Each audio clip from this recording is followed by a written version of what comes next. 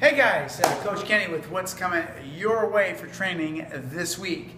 Today we have a combination of several movements.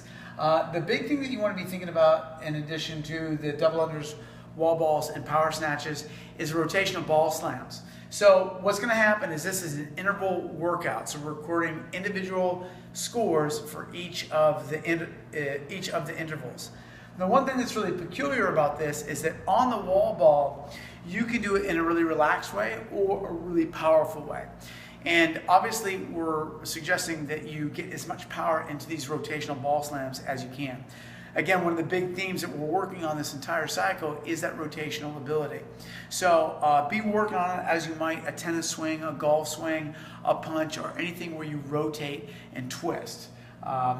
You can sandbag it, but that's not why we're doing it. So a lot of effort, a lot of power in those rotational slams.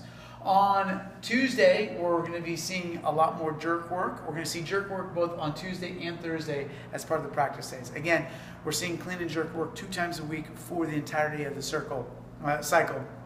And we're going up by percentages and by weight, assuming that you're at the last practice day. So hopefully that makes sense. You're progressing your weight throughout the cycle.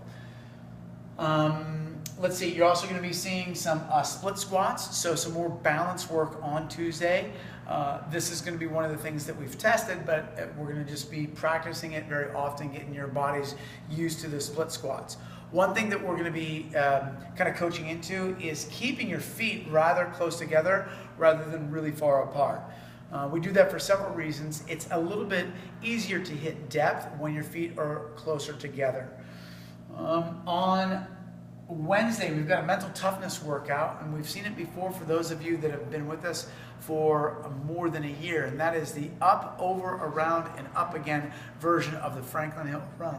It's sort of an endurance variation of the Franklin Hill runs, but it is a doozy. You're going twice up, over, around, and up again, assuming that you've got the capacity to do that. You're doing that 2 times on Wednesday.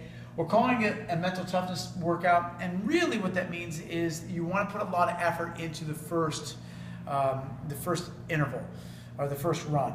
Then you're going to try to just recover as best you can mentally and physically, knowing that you've depleted yourself. And that's why we're putting it on a mental toughness day. Later in the cycle, you'll see it on a competition day, and that will mean more contextually about keeping your efforts balanced. But mental toughness is often about digging yourself out of a hole. And it's very easy for you to dig yourself one on this particular workout. Thursday, we're seeing, like I mentioned before, some clean pulls. Again, at progressed weight, assuming that you were at practice last week.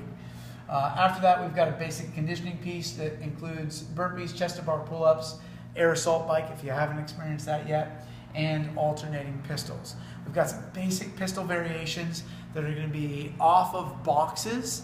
And for a lot of you, they may look like deep lunges off of a box. And we can progress that through the cycle into proper pistols.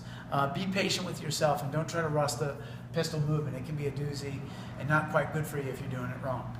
Lastly, on Friday, we're doing an old CrossFit workout. It's called Chelsea. Now, this is a little bit of Murph prep and a very high volume bodyweight workout.